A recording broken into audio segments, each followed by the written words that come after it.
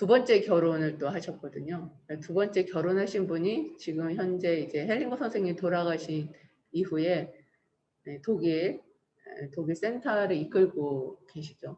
이 인터넷 유튜브 치면 버트 헬링거 영어로 치면 다 떠요. 떠서 이제 소피 헬링거의 강연이라든가 뭐 이런 것 활동들을 유튜브로 보실 수 있습니다.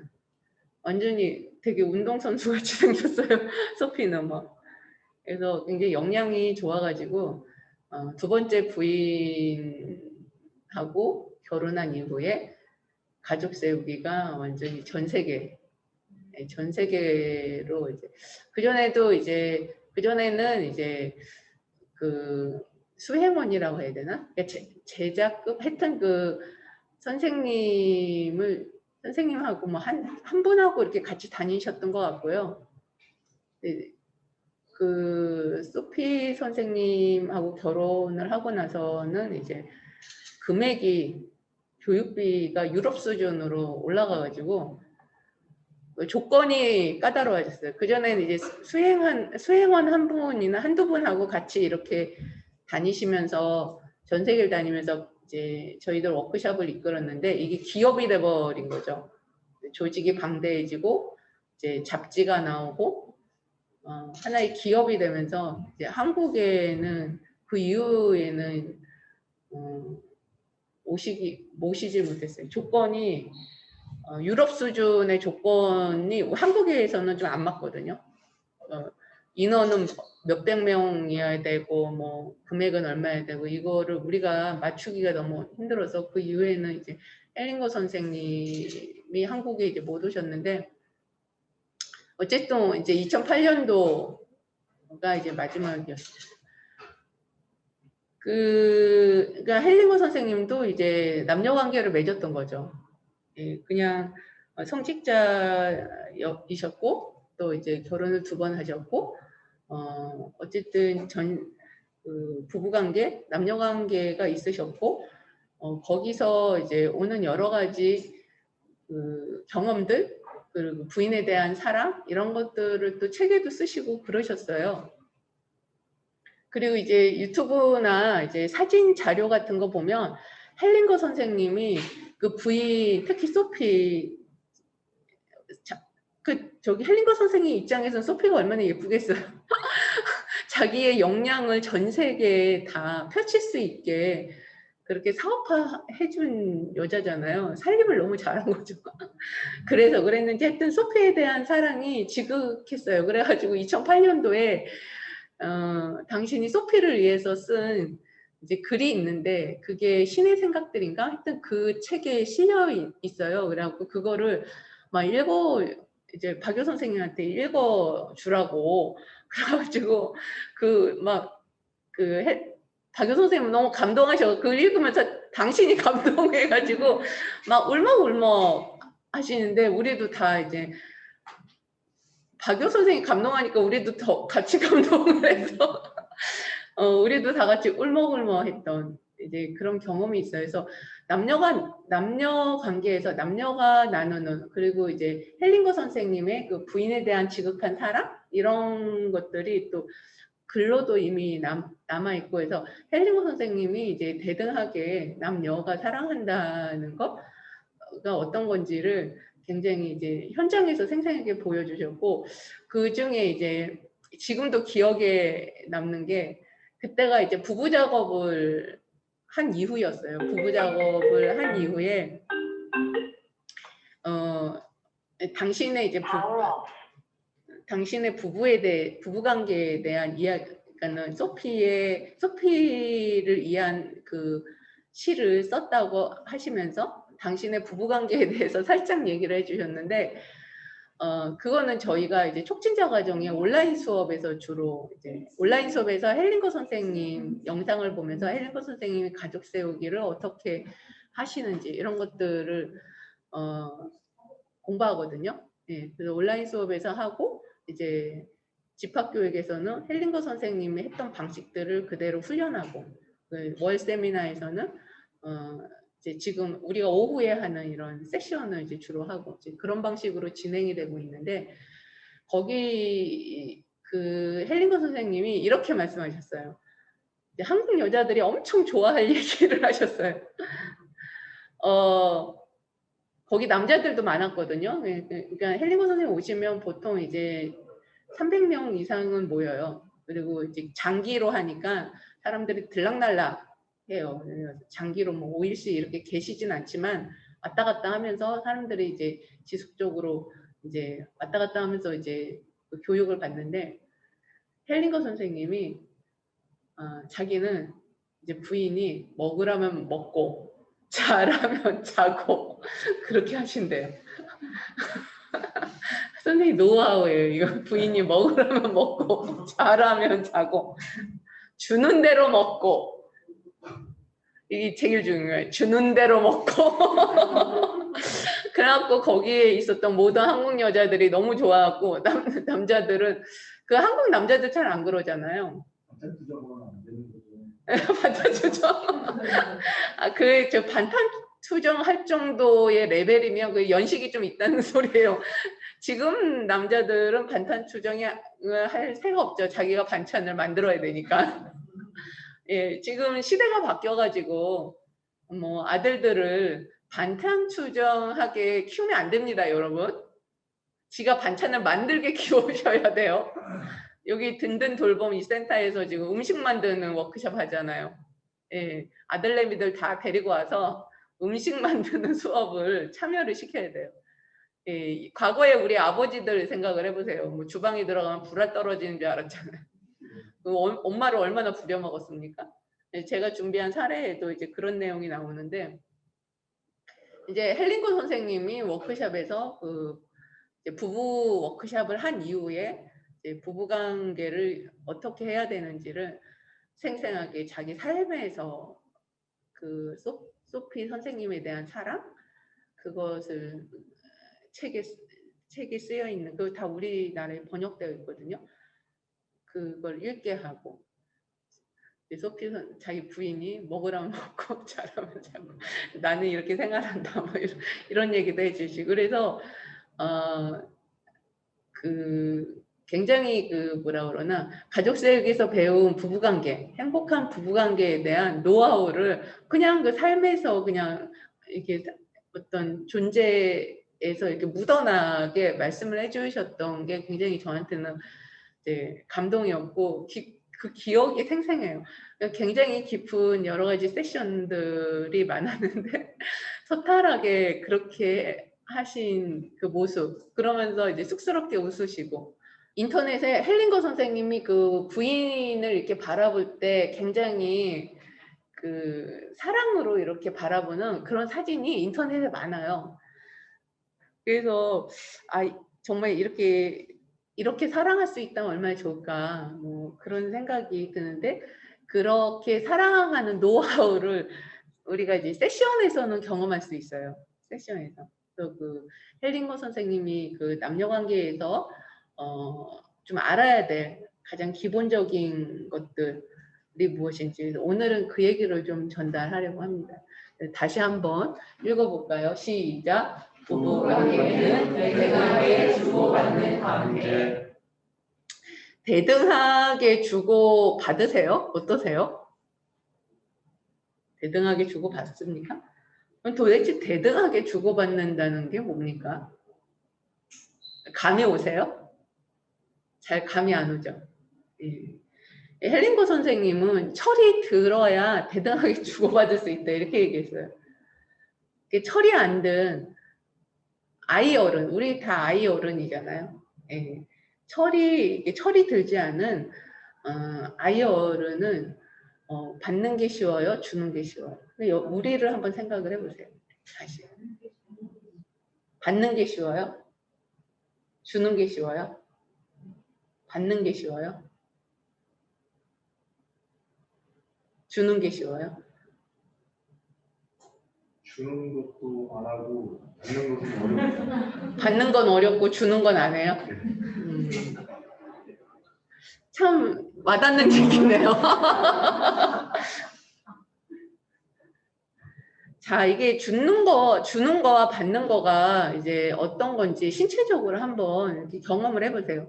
이 줄 때의 느낌하고 받을 때의 느낌 같습니까? 다릅니까? 예, 받을 때 어때요? 부담스러워요. 채무감이 느껴지죠. 줄 때 어때요? 편하네요. 줄때 저는 제 말 듣게 하려고 주는 경우가 있어요. 예. 용돈을 줄 때 권력을 행사해요. 예. 돈을 줄 때 내 말을 잘 들어라라는 기대와 희망을 안고 주시네요. 예. 근데 내 말을 안 들으면 어떻게 해요? 그리고 식당에서 음식값 낼 때 제가 우월해져요. 그렇죠, 그렇죠. 예. 우리가 이렇게 받는 거, 아까 받는 거라고 했는데, 실제로는 주는 걸 더 좋아해요. 안 그런가요? 줄 때 우월감을 느끼거든요. 그래서 헬링거 선생님이 이 대등하게 주고받는다는 거는 어떤 기대나 희망이나 우월감 없이 주고받을 수 있으려면 그리 철이 든 어른이 돼야 돼. 그 정도 된다 그러면 내가 조금 철이 들었구나 이렇게 이해하시면 돼요. 근데 보통 이제 아이 어른은 받는 것보다 이제 주는 것이 쉽다. 왜? 줄 때 그 우월감 때문에. 그러니까 우월감이나 열등감은 다 이제 아이 어른, 예, 아이들이 하는 느낌이라는 거죠. 그렇다면 이 받는다는 거는 아까 이제 뭔가 이렇게 채무감, 부담감, 의무감 뭐 이런 게 든다고 했는데 그런 거 없이 받는다는 건 어떤 걸까요?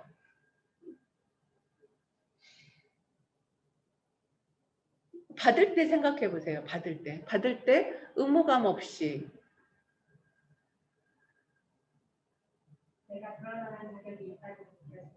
내가 그럴 만한 자격이 있다고 느껴질 때. 자, 한번 상상해 볼까요? 여기 여러 사람이 있어요. 그 여러 사람 중에 한 사람으로 받아보세요. 어떠세요? 채무감, 의무감이 있습니까? 채무감, 의무감이 그렇게 없죠. 그리고 내가 여럿 중에 한 사람이니까 내가 커요, 작아요? 작죠. 예. 특별하지 않아요. 특별하지가 않아요. 예. 이런 감각들, 우리가 이런 지혜들을 목적 차원에서, 이 감각 차원에서 체득을 해야 일상에서 그걸 써먹을 수가 있어요. 사람들이 이해가 안 돼요, 막 이러는데, 이해가 안 되는 사람은 그거를 자기 손 안에 넣겠다는 소리거든요. 그러니까는 이게 이제 그 어떤 지혜가 머리로 갈 수는 없어요. 지혜는 언제나 몸에서 일어나는 거예요. 그러니까는 지혜는 행동으로 드러나게 돼 있어요. 지혜는 이해 수준이 아니라고 훨씬 뛰어넘는 수준이거든요. 우리가 뭔가를 체득했다, 뭔가를 안다는 건 몸이 기억한다는 의미고 몸이 그렇게 행동한다는 의미예요. 근데 많은 경우가 우리가 이제 이 머리에다 집어넣으려고 하죠. 머리에 집어넣으면은 우리는 잊어버리거나 안다고 생각하거나 자기가 그렇게 살고 있다라고 착각을 하거나 셋 중에 하나를 해요. 근데 몸에 그게 감각 차원으로 몸에 배이게 되면 우리가 그렇게 행동을 합니다. 그리고 내가 이 줄 때의 우월감과 받을 때의 열등감이나 채무감이나 의무감 이런 것들이 해방되어 있는지를 어떻게 알 수 있어요? 몸의 감각을 통해서 알 수 있어요. 여러분 저기 지금 다 애기들 다 키우시잖아요. 그 애기들 발달에 보면 아이들이 이제 자아가 개발되기 이전 단계에 보면은 그 아이들이 굉장히 동물적이잖아요. 강아지하고 별반 다르지 않죠? 예. 인간의 영혼의 발달이 있는데 그 어떤 이제 좀 인간답다 하는 게 자아가 발달하는 수준부터 좀 인간답고 그 이전에는 아스트랄체 이전 단계예요. 그래서 인간이 갖고 있는 인간 안에 모든 게 다 들어 있어요. 왜냐하면 가장 고등 생명체이기 때문에 저 이제 그 단세포부터 지금까지 이렇게 분화된 존재로 발달을 하는 그 모든 정보가 우리 안에 다 들어있거든요. 그래서 그게 이제 몸에 이렇게 들어있지 뇌에 들어있진 않아요. 뇌는 그냥 분화된 일부예요. 분화된 일부. 그래서 지금 이제 이렇게 작업을 하면서 지금 안내를 하는데 그런 것들이 이제 몸적 차원에서 여러분이 이제 공부를 하면 그 영혼에 영향을 줘요. 예. 그 아스트랄체는 혼의 레벨이거든요. 여러분 저기 아이들 교육에 관심이 있으니까 발도르프 뭐 이런 거 많이 들어봤을 거 아닙니까? 이 발도르프는 영혼의 발달 단계에 맞춰서 커리큘럼이 짜져 있잖아요.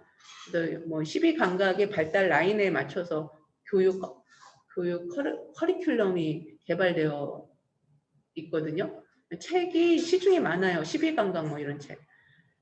그래서 그 감각 차원이 깨어날 때 그거는 우리가 나이가 먹었다고 해서 늙었다고 해서 그게 다 발달되냐? 그렇지 않아요. 예, 우리가 발달이 돼야 되는데 발달이 안 되고 어떤 트라우마나 지속적인 스트레스로 인해서 어느 단계에서 발달이 멈추는 경우도 허다합니다. 우리가 지금 하는 공부들은 사실은 이제 그런 지체된 발달 이런 것들도 계속 개발을 하는 과정이라고 보시면 돼요. 이렇게 저랑 같이 하는 공부들은 다 이제 영적인 차원의 주제들이기 때문에 우리가 아이 때 발달이 안 됐다고 하더라도 지금 발달이 됩니다. 그래서 같이 감각 차원에서 그렇게 작업을 하시면 되십니다. 그래서 이제 주고받기가 이제 신체 감각적으로 어떤지 좀 이해가 되시죠? 근데 이제 아까 이제 받는 게 좀 수월하다 이렇게 말씀하셨는데 정말 이렇게 오직 받으려고만 하는 그런 사람들도 있어요. 근데 중요한 건 뭐냐? 어떻게 받느냐죠. 어떻게 받느냐. 그 사람이 받는데 요구를 일삼아 마치 빚쟁이처럼 맨날 뭘 해달래, 맨날 뭘 달래 계속 요구를 해요. 그냥 요구를 해.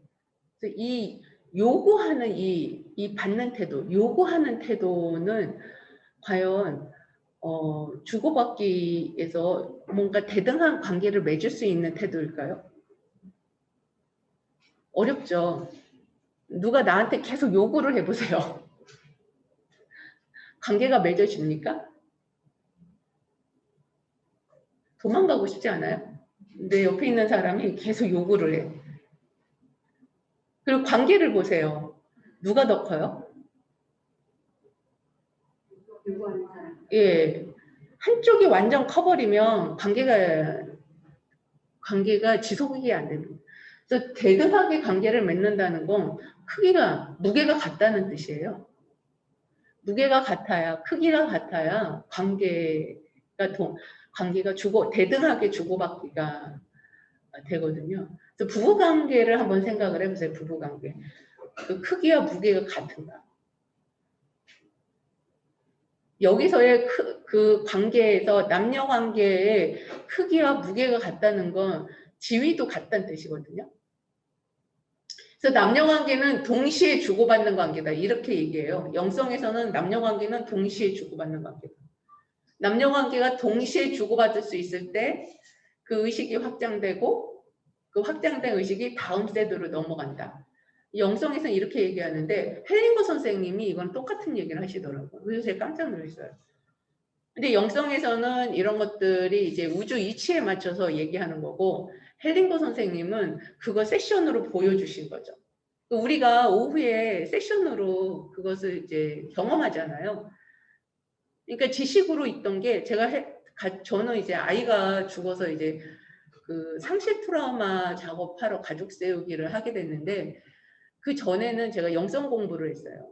제가 이제 가족 세우기만 전문가가 아니라 제가 이제 전문성을 가진 컨텐츠가 몇 개가 더 있어요.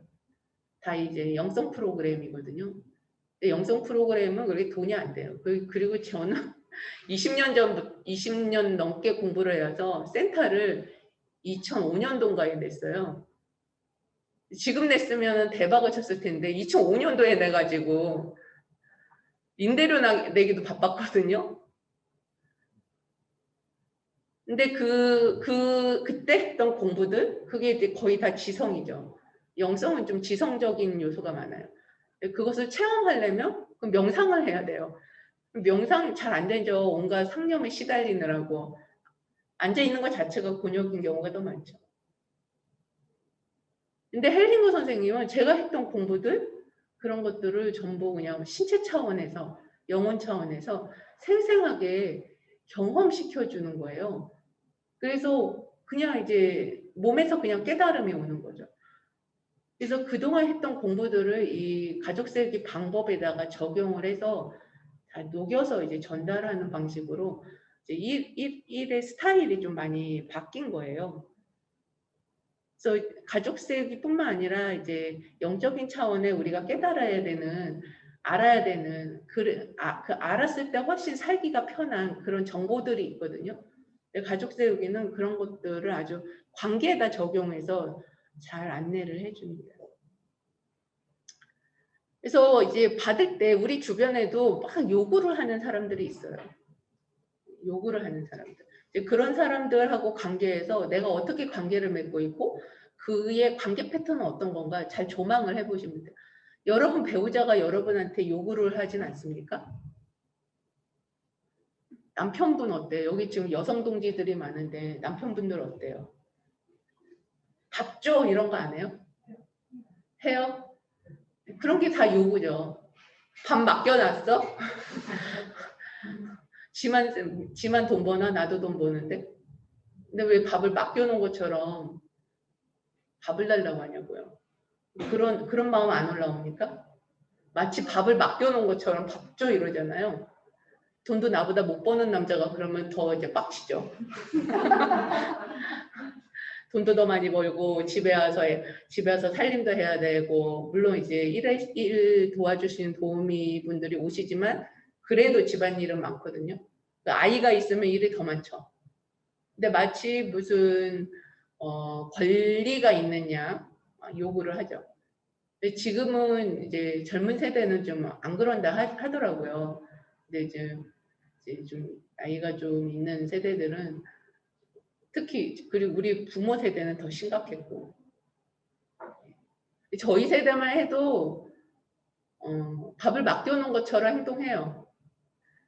밥 맡겨놨냐고 밥 맡겨놨냐고 이렇게 얘기를 저도 많이 했는데 하여튼 그런 어떤 요구할 때 그러니까는 마치 당연히 받아야 될 것처럼 요구할 때 그때 부부관계에 어떤 영향을 미치는가 그리고 받기에 주는 경우가 있어요. 받기에 주는 거. 선생님이 금방 얘기했죠. 받기에 주는 거. 뭔가 이제 나의 권력을 부리기 위해서 준다던가 뭐 이런 경우도 있고 받기 위해서 주는 경우가 있어요. 여러분들 어떠세요? 받기 위해서 주시나요? 그런 경험이 있으신가요? 많죠. 예. 받기 위해서 주는 경우. 이거는 인간관계에도 많아요. 부부관계뿐만 아니라 인간관계에도 많은데 내가 받기 위해 줄 때 어떤 것을 기대하면서 주나요? 내가 기대하는 게 있어요. 뭐 내가 이제 내가 좀 좋은 사람으로 비춰지기를 바라는 마음, 뭐 그런 마음, 내가 좀 착한 사람으로 보이기를 바라는 마음, 심리적으로 이제 관계에서 우월한 위상을 갖기 위한 마음, 뭐 이런 것들이 있겠죠. 그게 부부관계에 적용을 할 때 어떠세요? 부부관계에 적용을 할 때. 부부관계에서 내가 남편한테 받기에 주나 내가 이렇게 해주면 남편이 이렇게 해줄 거야 하는 그런 마음으로 남편한테 해주는 건 해주진 않나. 그런 게 있을까요? 어떤 게 있을까요? 여기에 적용이 되는지 모르지만 저는 전업주부의 형태거든요. 거네요. 예, 전업주부. 예. 그러니까 이제 남편이 바깥일을 해서 돈을 벌어오니까 나는 집안일을 해서 그걸 이제 상쇄시켜, 그러니까 동등 그 집안일을 막 더 힘들게 나는 너한테 막 이렇게 헌신해. 했다는 거를 집안일로. 보여줌으로써 네가 돈 벌어오는 만큼 나도 이래. 안에서 내조한다. 그거를 항상 이렇게 하는 거죠. 네. 내가 얼마나 집안일을 잘하는지 봐라. 네. 내가 얼마나 애쓰는지 봐라. 해봐라. 이런 식으로. 네. 말도 그렇게 나가죠. 나도 모르게. 예. 그렇게 해서 가능한 대등하게 해보려고. 나도 집에서 가만히 노는 사람 아니다. 가능한 대등하게 비춰지려고 애를 쓰죠. 예. 그런데 이제 또 뭐 하여튼 그런 경우도 있고, 어떤 사람은 이렇게 받으면서 트집을 잡는 사람이 있어요. 저희 아버지가 상상이 되는데. 우리 그 엄마들은 굉장히 뭐 남편을 해서 헌신하잖아요. 뭐 보약도 해다 먹이고 건강식품도 해다 먹이고 뭐 하여튼 온갖 좋은 건 아버지부터 이렇게 했잖아요. 예. 근데 아버지는 계속 무슨 트집을 잡아요. 반찬이 이게 뭐냐, 이거는 왜 뜨뜻하지가 않냐, 국이 다 식었다 다시 데펴와라. 뭐 자주 보던 전경입니까? 익숙하세요? 집에서 그러세요? 엄마 아버지가 그랬어요? 근데 여러분들 어떠세요? 가정에서? 아, 여기는 안 그런가 봐. 저희 친정아버지는 안 그래요. 아, 여기 친정아버지가 안 그랬어요? 남편은요? 남편도 안 그래요. 남편은 안 그래요. 예, 복 받았네요. 네.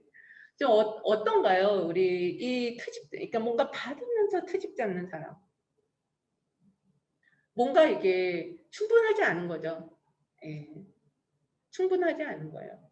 그리고 충분하지 않은 이 느낌, 그리고 이 받는 태도, 충분히 또 이 받는 태도를 한번 보세요. 그렇게 보약에 이렇게 해드리는데 잘 못 받는 그런 태도, 뭔가 이렇게 선물이 충분하지 않은 것 같은 그런 생각들, 뭐 그런 것들을 한번 보자는 거죠.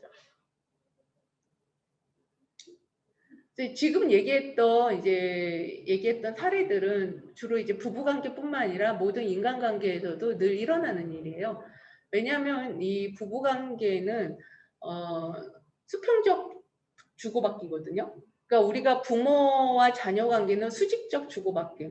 생명이 부모로부터 자녀한테로 오죠. 그래서 이제 이 세대를 넘어서 이제 이 아이가 이제 어른이 돼서 여자와 남자로서 만나요. 그러면 관계가 이제 수직적 주고받기에서 수평적 주고받기로 이제 전환이 일어나죠. 그래서 이 부부관계에서의 주고받기는 모든 인간관계의 주고받기, 모든 인간관계 다 수평적 주고받기거든요.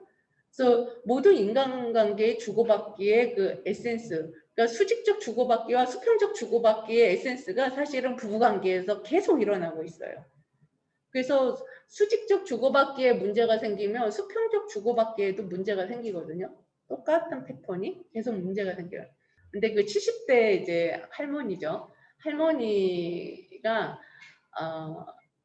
이제 세션을 하셨어요. 세션 하셨는데 여기에 딱 맞는 주제였어요.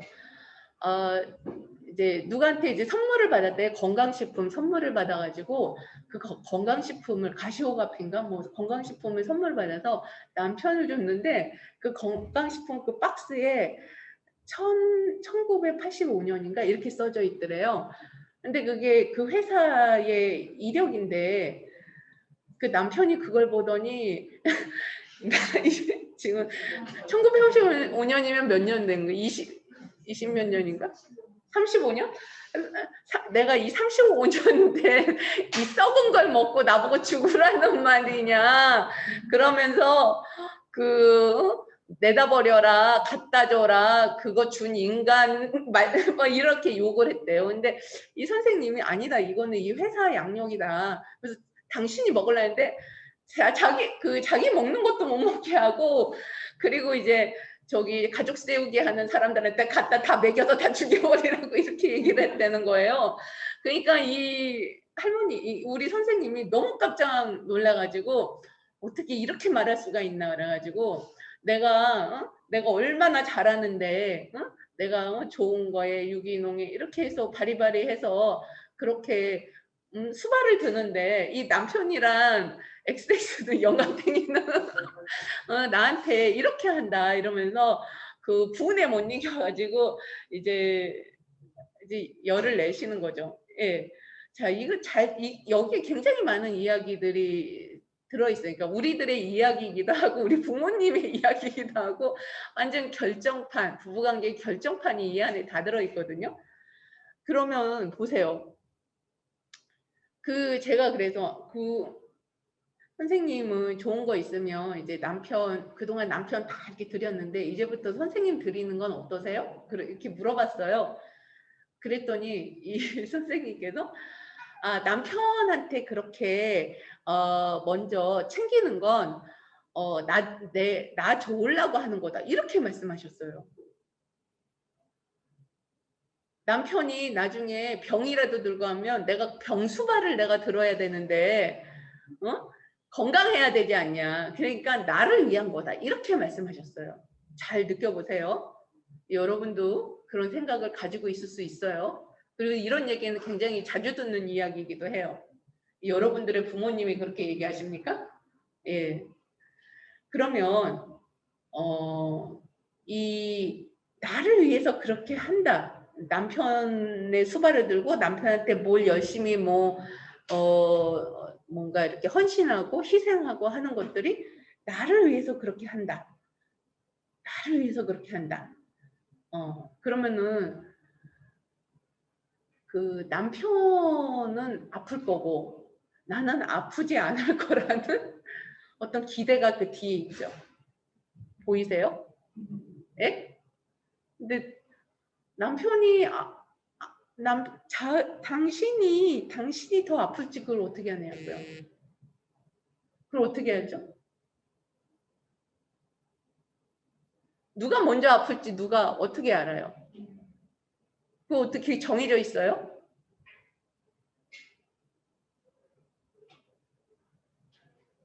정해져 있냐고. 근데 선생님은 남편이 아플 거라는 전제가 있고요. 내가 아픈 남편을 돌볼 거라는 기대가 있어요. 자, 이 남녀관계에서 누가 착한 사람이에요? 지금 내면에서? 누굴 나쁜 사람으로 만들고 있어요? 잘 보세요. 착한 사람은 병에 안 걸리나요? 이 심리적 맥락이 보이세요? 이게 부부관계에서 굉장히 미묘하게 움직이고 있거든요. 관계를 움직이고 있다고요. 그렇죠. 남편은 나쁘니까 병에 걸리고 자기는 착하니까 난 병에 안 걸릴 거야. 그러니까 남편을 잘 보살펴서 병에 안 걸리게 해야 돼. 이런 어떤 상이 있는 거죠. 근데 부부관계에서 이 대등하게 주고받기가 얼마나 어려우냐면 이런 미묘한 어떤 계산들, 기대들, 희망들이 부부관계에 밑에 깔려 있어요. 우리는 이런 것들을 좀 다르게 조망할 수 있는 힘만 있다면 관계가 좀 달라질 수가 있습니다. 지금 다양한 주고받기에 대해서 이야기를 나눴는데요. 나는 주로 어떤 방식으로 주고받기를 하는가, 좀 자기 패턴이 좀 잡힙니까? 이거는 부부간 관계뿐만 아니라 이제 부부간의 관계는 인간관계 패턴이기도 해요. 나는 수평적 주고받기를 관계 속에서 어떤 패턴을 주로 쓰고 있는지, 나는 이제 주는 것보다 받는 걸 더 좋아한다. 그리고 내가 받는 걸 좋아하는데 좀 요구하는 경향이 있다. 아니면은 난 주는 경향이 더 강하다. 줄 때 받을 걸 기대하면서 준다. 그리고 줄 때 내가 좀 더 우월하고 착한 사람인 것 같은 그런 기분으로 준다. 내가 받을 때 받을 때 그 주는 사람의 그 어떤 고귀함, 주는 마음에 대한 고마움, 그런 감사로 받는다. 그렇게 받습니까? 어떠세요? 그렇게 잘 받아집니까? 자기가 주고받는 패턴을 보세요. 이게 우리의 공부가 삶의 자원으로 전환되려면 이것을 전부 자기 삶을 자기를 비춰주는 거울로 보시면 좋습니다. 그래서 자기 패턴을 좀 찾아보시고 자기한테 어떤 패턴이 있는지 일단 자기를 이해해야 돼요. 내가 나 자신을 모르는데 어떻게 다른 사람하고 관계를 용이하게 맺을 수가 있겠습니까? 자기 패턴을 이해를 해야 관계 속에서 일어나는 그 갈등이 일어난다면 갈등도 패턴이거든요. 자신의 습관이 관계 습관이 어떤 사건을 계속 만들어내거든요. 주고받기에서 이제 다양한 패턴들이 있는데 그 중에 나는 어떤 패턴을 주로 쓰는지, 그리고 관계 속에서 이제 갈등이 있다면 그 갈등의 패턴들은 나의 어떤 주고받기 패턴과 연관이 있는지, 그래서 이것을 이제 삶의 자원으로 전환시킬 수 있는 지혜가 우리한테 있어야 되죠. 그런 부분들을 이제 나누겠습니다. 자신들은 어떠세요? 자기한테 좀 비춰집니까? 비춰져요? 나는 어떤 패턴을 가지고 있구나 좀 알아집니까? 무게를 느껴보면 돼요. 내 줄 때 내 몸의 감각이나 받을 때 내 감각. 받는 거가 힘든 사람들도 있거든요. 받는 게 힘드신 분 어떤 분이 있을까요? 한번 손 들어보세요. 예. 받는 게 힘든 분들은 부모한테 잘 받는 걸 봐야 돼요. 내가 부모하고 관계에서 잘 받는가. 주는 것도 마찬가지예요. 내 주는 게 힘든 분 계십니까? 주는 게 힘든 분? 주는 게 힘들다. 그것도 부모하고 관계를 잘 봐야 돼요.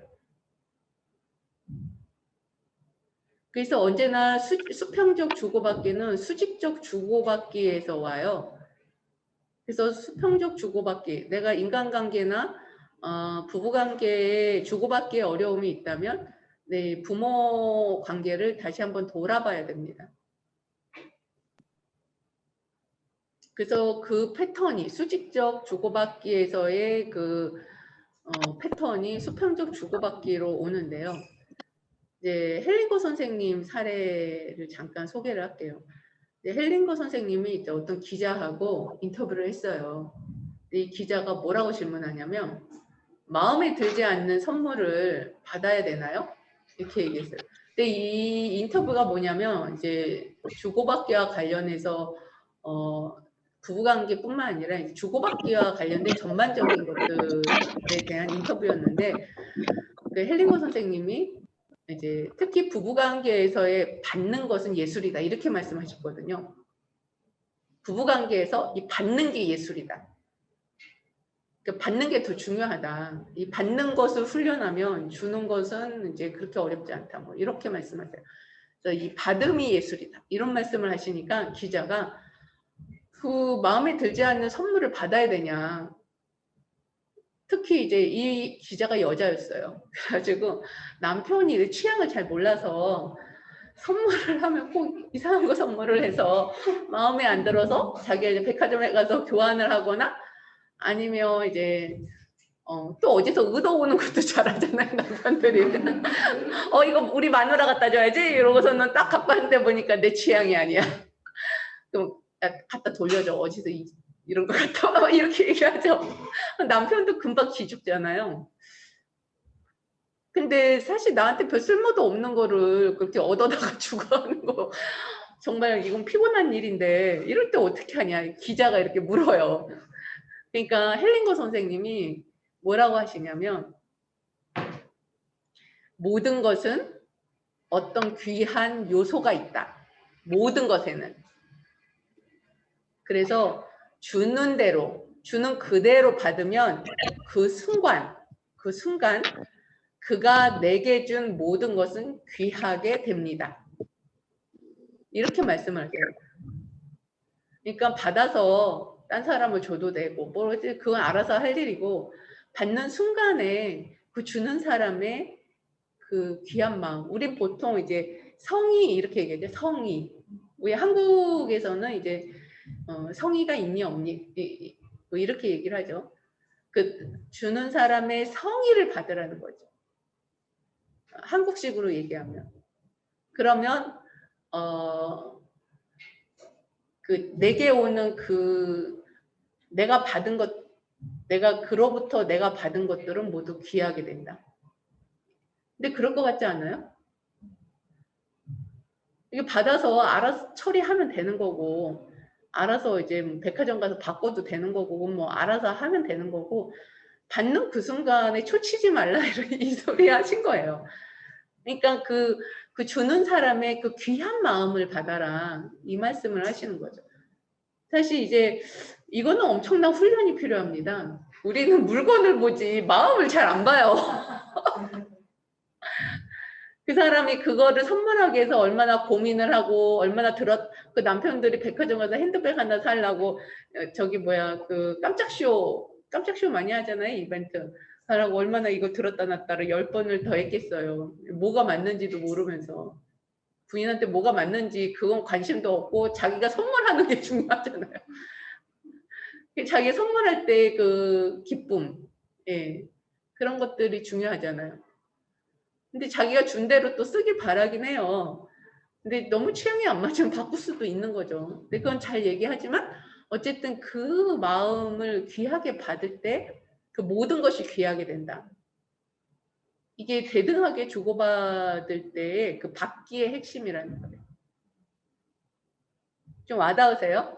네. 예. 그 한번 상상을 해보세요. 여러분의 배우자를 상상을 해보세요. 예. 배우자가 없으시면 배우자가 있다고 상상을 해보세요. 남자친구를 한번 상상을 해보시든지 여자친구를 한번 상상을 해보세요. 그래서 그 배우자가 아주 선한 마음으로 우리한테 뭘 줘요.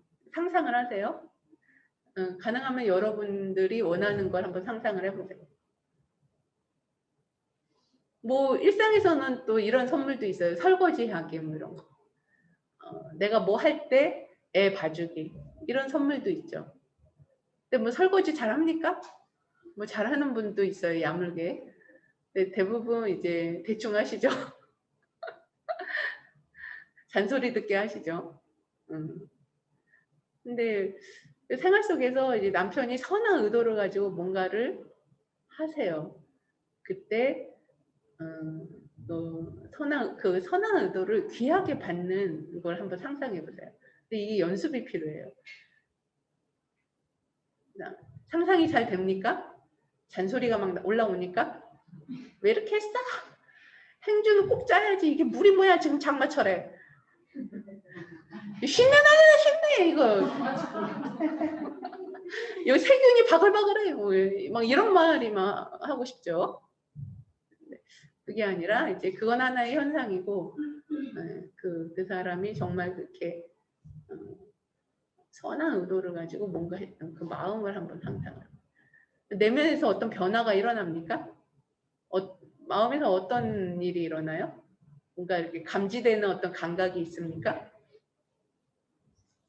저는 선생님 말씀드리면서 생각한 게 있는데 지금 말씀해 주시는 그 예가 그냥 딱 제 얘기거든요. 신랑이 항상 선물을 자주 주는데 늘 제 마음에는 그렇게 들지 않아요. 근데 그래서 그 어쩜 저렇게 다 내 얘기가 싶었는데 그걸 들으면서 내면을 살펴보니 제가 그 서운하고 트집을 잡는 이유는 나를 이렇게 몰라? 나를 좀 알아줬으면 하는 마음이 되게 컸던 것 같아요. 날 조금 더 관찰하면 내가 뭐가 필요한지 알 수 있을 텐데 왜 항상 자기가 생각하는 것만 생각하고 이 마음이 늘 있었는데 그냥 선생님께서 말씀을 해주시니까 그냥 그거를 살는 순간은 저 사람이 나를 생각한 건 맞고 내 마음에는 저 선물 자체가 문제가 아니라 늘 저 사람에 대한 어떤 그런 마음이 있었어요. 굉장히 중요한 얘기를 했는데요. 나 조금만 관찰하면 나를 알 수 있을 텐데 그렇게 내 마음을 몰라? 어떻게 선물을 이런 거 사와? 그걸 잘 보세요. 이 원가족 이슈가 보이세요?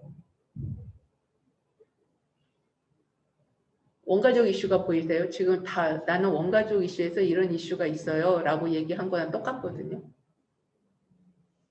그거는 아이가 부모한테 그 충족되지 못한, 그러니까 부모하고 관계에서 충족되지 못한 그 미해결 과제들을 남편을 통해서 충족하고자 하는 욕구예요.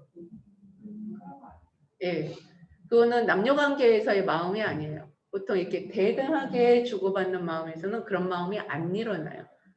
근데 그 마음은 부모 자녀 관계에서의 미해결 과제, 부모로부터 충분히 받지 못한, 충족되지 못한 어린아이의 마음이 결혼해서 배우자한테 투사돼서 나타나는 거예요.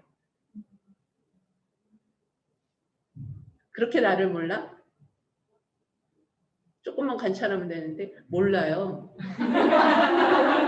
선생님은 남편 알아요? 그래서 저는 아예 아무것도 안 사줬어요.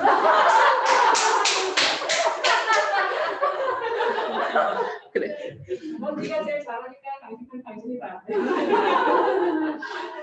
남편의 사랑이 느껴지나요? 네. 남편의 사랑이 느껴지죠? 네.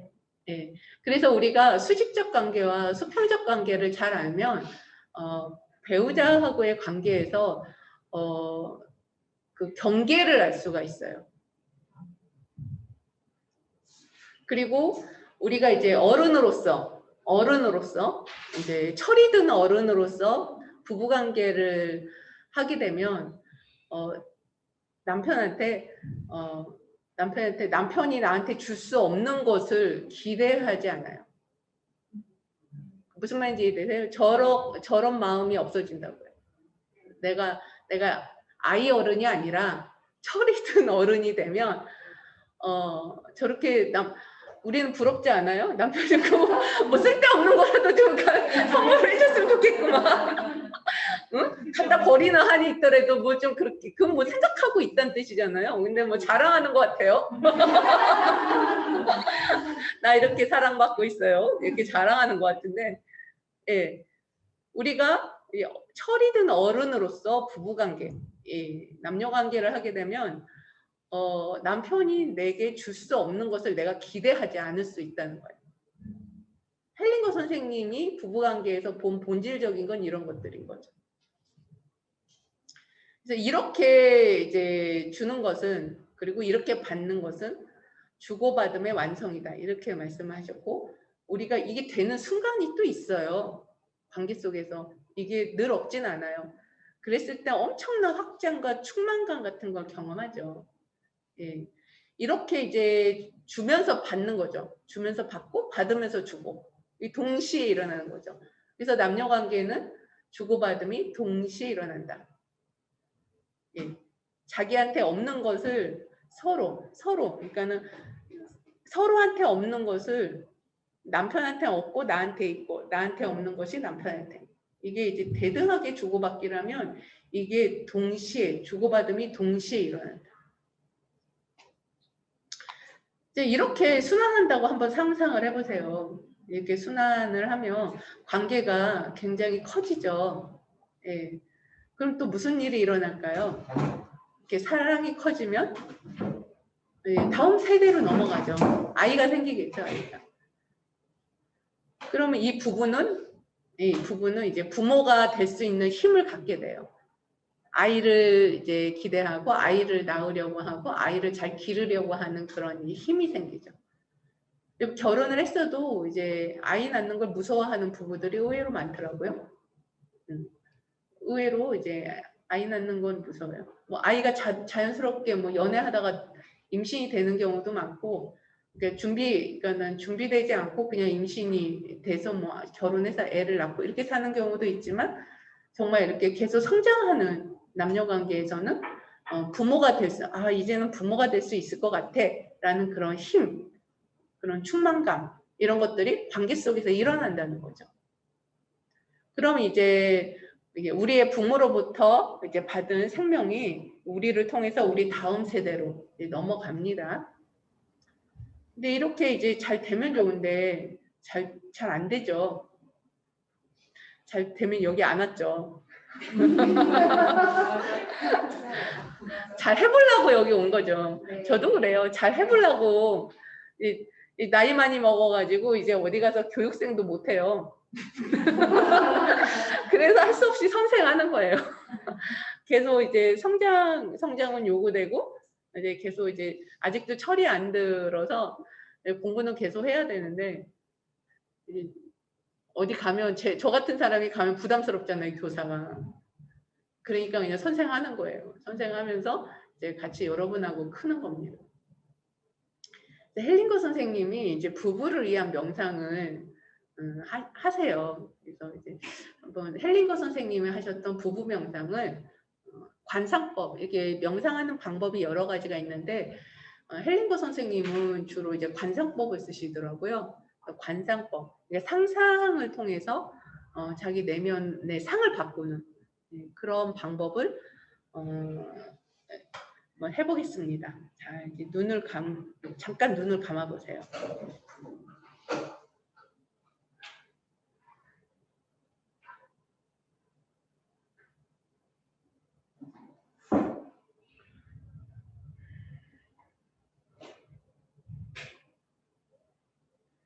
네, 먼저 우리들의 부모님을 상상합니다. 네, 부모님 뒤에 부모님, 그 부모님의 부모님, 또 그 뒤에 부모님을 상상합니다.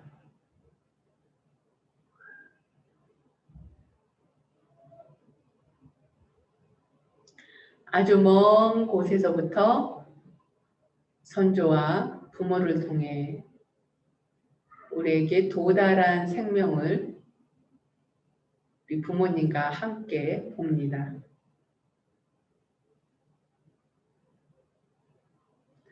그분들에게는 전쟁이나 굶주림, 가난, 폭력, 상상할 수 없는 삶의 도전들이 지속되었습니다. 그럼에도 불구하고 생명은 우리에게 도달했습니다. 한 점도 훼손되지 않은 채 우리의 자녀에게까지 이어지고 있습니다. 부모님께 말씀하세요. 엄마, 아버지, 당신은 생명을 주시고 저는 생명을 받습니다.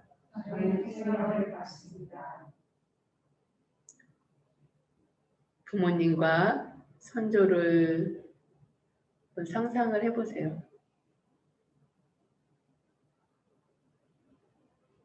그리고 그 눈빛을 바라보면서 다시 한번 당신은 생명을 주시고 저는 생명을 받습니다.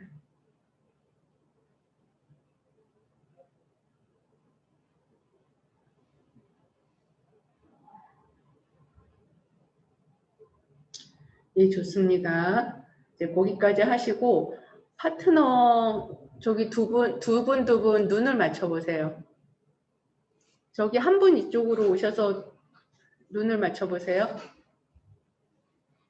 짝꿍끼리 눈을 맞추시고 이제 서로 한때 배우자가 되어주는 거예요.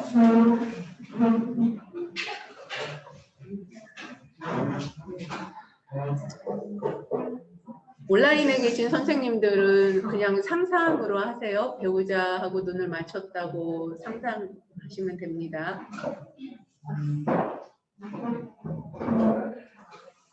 자, 눈을 일단 맞추시고요.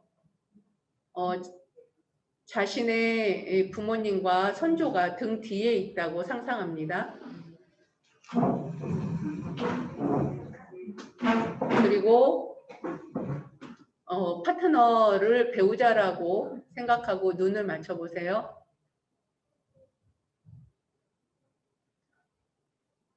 그리고 배우자 대역의 등 뒤에 배우자의 부모와 선조를 상상합니다. 내 뒤에도 부모님과 선조, 저 멀리에서 온 생명이 우리를 통해서 뒤에서 이렇게 오고 있고, 배우자도 배우자의 부모와 선조, 저 멀리에서 생명이 배우자를 통해 부모를 통해 배우자에게 도달했다는 것을 상상합니다. 내 부모님과 선조가 내게 준 것처럼 배우자의 부모와 선조는 배우자에게 한 점도 훼손되지 않은 생명을 넘겨주셨습니다.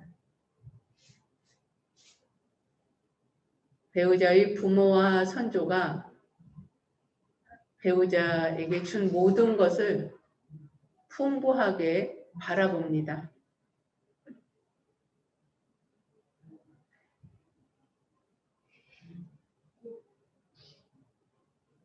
호흡을 하세요. 말씀하지 마시고 호흡을 하세요. 지금 자꾸만 말을 하는 거는 견디지 못하는 거예요. 지금 이 축복을, 이 충만함을 지금 못 견디시는 거예요. 몸이 못 견디는 거예요. 견디세요. 자신에게 오는 그 사랑과 충만한 그 축복을 몸으로 받으세요. 견디세요. 우리는 이미 충분히 받고 있고 받았기에 우리가 지금 현재 존재할 수 있는 겁니다.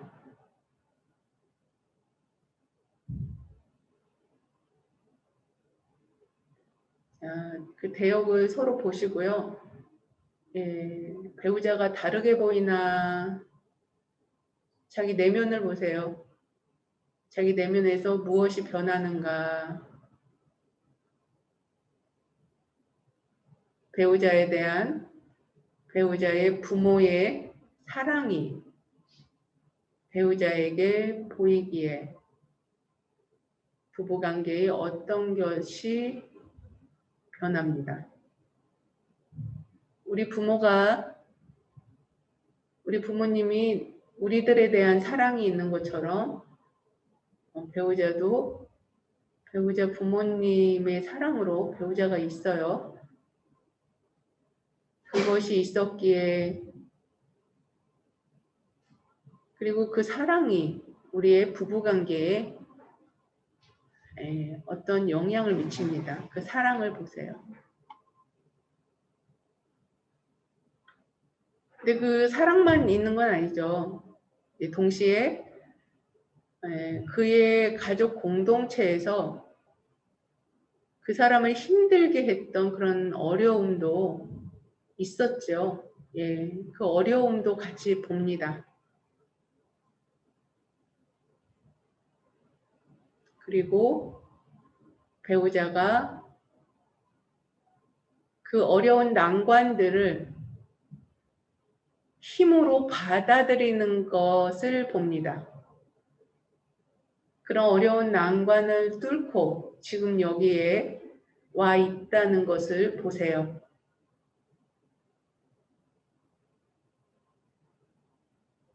그리하여 그 어려움은 배우자의 운명 밖에 머뭅니다. 가족 공동체의 어려움들은 배우자의 개인적인 운명 밖에 머뭅니다.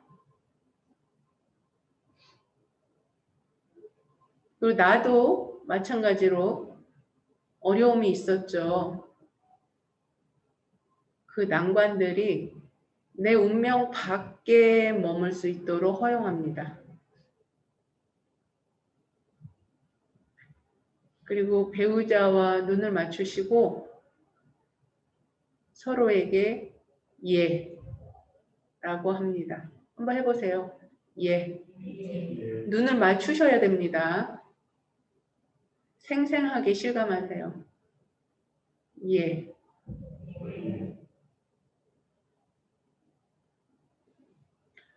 예, 이제 부부는 서로를 위해 각오가 되었습니다. 각오가 되셨나요? 예, 어떠세요? 자, 이제 호흡으로 여기로 오십니다. 어떠세요? 좀 내면에 어떤 변화가 있나요?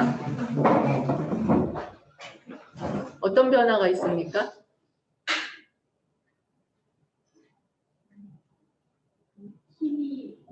힘이 있고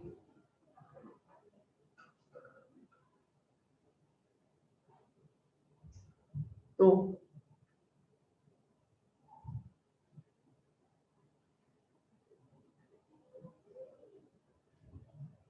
자기 몸에서 감지를 하세요.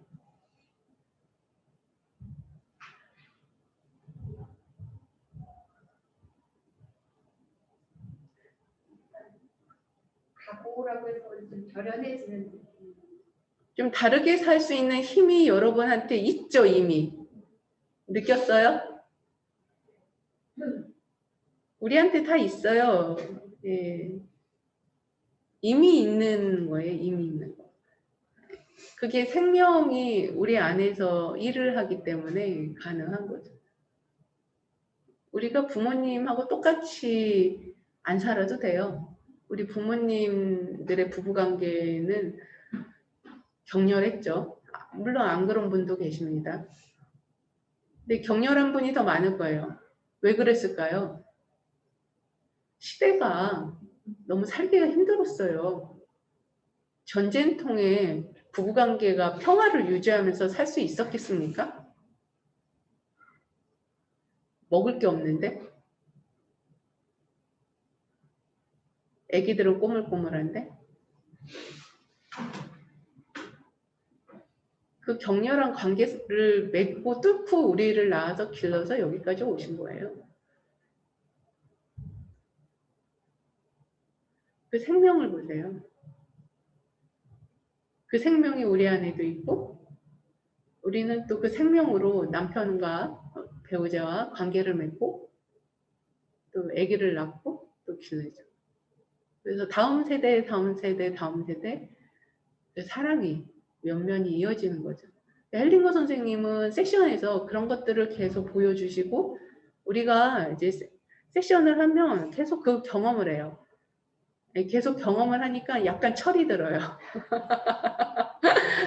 약간 철이 들어요. 약간 철이 드니까 아주 철이 조금씩 들어가지고 일을 놓을 수가 없어요. 아직도 가야 할 길이 먼 것 같아요. 그래서 그 힘, 예, 그 힘, 우리가 그 힘을 쓸 때 부부가 대등하게, 예, 대등하게 관계를 맺을 수 있죠. 자, 대등하게 관계를 맺는다는 게 어떤 건가요? 배웠잖아요. 대등하게 관계를 맺으면 어떻게 돼요?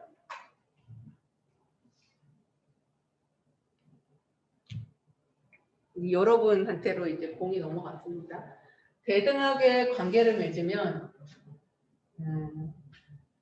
트집 잡으면서 받을까요? 어떻게 받을까요? 감사한 마음으로 받나요? 예. 뭔가 이렇게 물건이 오지만 그 물건 속에 깃들어 있는 그 선한 의도, 예, 예, 이걸 동시에 같이 보면서 받죠. 눈이 바뀌는 거예요. 인식의 눈이. 예. 받으려고만 할까요? 받으려고만 할까요? 이 받으려고만 하는 거는 뭘까요? 이거는 부모님한테를 가야 돼요. 부모님 가서 젖을 떼고 와야 돼요. 남편이 젖을 못 줘요. 남편은 젖이 없어요. 남편은 자신의 자녀를 먹여야 돼요. 부인도 마찬가지. 우리는 부모한테 가서 젖대고 오는 그 과정을 다시 연습을 해야 됩니다. 주려고만 하는 건 뭘까요? 또 주려고만 하는 사람들이 있어요. 받는 걸 못하는 사람. 여러분 혹시 주려고 주는 거가 편하신 분 얘기 좀 해보세요. 이분은 서열 이슈가 있어요. 부모 위에 올라가 있을 가능성이 높아요. 네. 부모 위에 올라가서 이제 부모한테 주려고 하는 그 습성. 원가족 이슈가 있는 거죠. 받기 위해 주는 거? 마찬가지죠. 그래서 부부관계에서 이 대등하게 주고받는다는 것은 받을 때 그 정수, 그러니까 받을 때 그 마음까지 함께 받아서 그 받는 행위 자체가 고귀한 어떤 고귀함으로 경험이 되어질 때 그게 이제 주고받기가 확장되는 거죠. 이거는 여러분들이 삶 속에서 분명히 경험이 있으세요. 네, 경험이 없는 사람은 없어요. 우리는 가끔 이렇게 기적을 경험해요. 일상은 막 이렇게 하지만 가끔 한 번씩 미칠 때가 있는 거죠.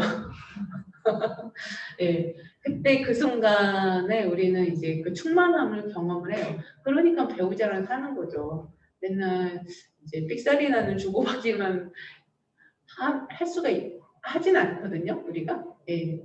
그래서 우리가 이제 알게 모르게 우리는 그 배우자가 주는 그 고귀함까지도 받으면서 거기에 감사하고 그 충만함으로 우리 또 자녀를 낳고 기르고 이렇게 이제 살 수가 있었던 거죠. 그리고 이제 헬리고 선생님은 또 이제 이혼 살다가 또 이혼도 하잖아요. 이혼의 3가지 동기가 있다고 말씀을 하세요. 네, 여기 이제 남편하고 그만 살까 하는 분이 혹시 계실까 싶어서 그것까지 좀 얘기 좀 해볼게요. 남편하고 요즘 이제 연세 있는 분들은 이제 졸혼한다고 얘기하고 제 주변 친구들도 졸혼하고 싶다고 그런 얘기들을 많이 해요. 근데 이 남편들이 껌딱지처럼 딱 붙어가지고 절대 안 떨어져.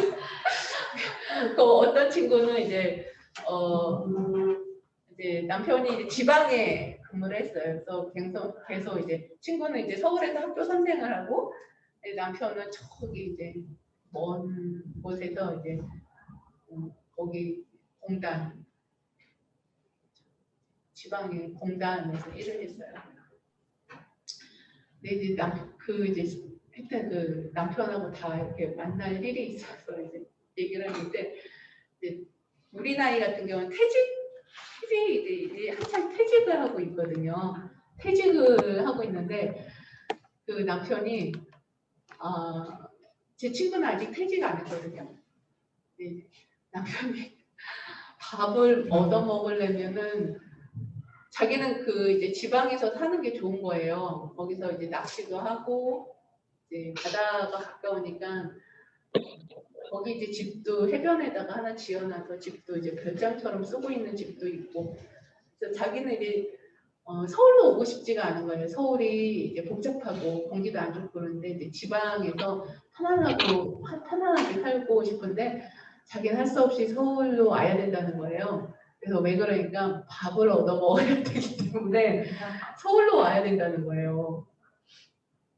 그래서 퇴직을 하면 서울로 와서 살 거다 이런 얘기를 하더라고요. 그러니까 친구가 안 좋아하더라고요. 엄청 귀찮아하면서 퇴직하면 삼식이랑 살게 생겼다고 이러면서 굉장히 힘들어하더라고요. 지금은 다 시켜서 먹는데 남편이 오면 밥을 해줘야 되지 않나 막 이런 것들을 고민을 해요. 그런 것들은 사실 이제 우리가 고정관념이나 편견만 깨면 얼마든지 개선을 할 수가 있어요. 그래서 헬링거 선생님이 이제 부부가 그렇게 헤어지게 되는 3가지 이유가 있는데 한 가지는 뭐냐면 이제 원가족으로 돌아간다. 컴백홈 하는 거예요. 네, 원가족으로 돌아가는 그런 경우. 그리고 두 번째는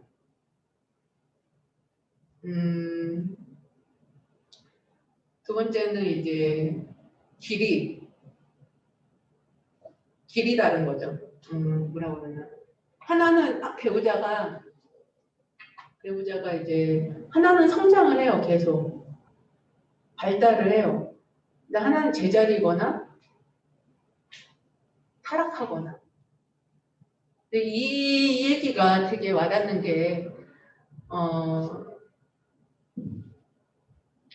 이 비유, 헬링거 선생님은 비유를 많이 드셨어요. 근데 박교 선생님께서 그 말씀을 해주실 때 제가 처음에 만났을 때가 40대였거든요. 박교 선생님 처음 만났을 때가 그때 40대였는데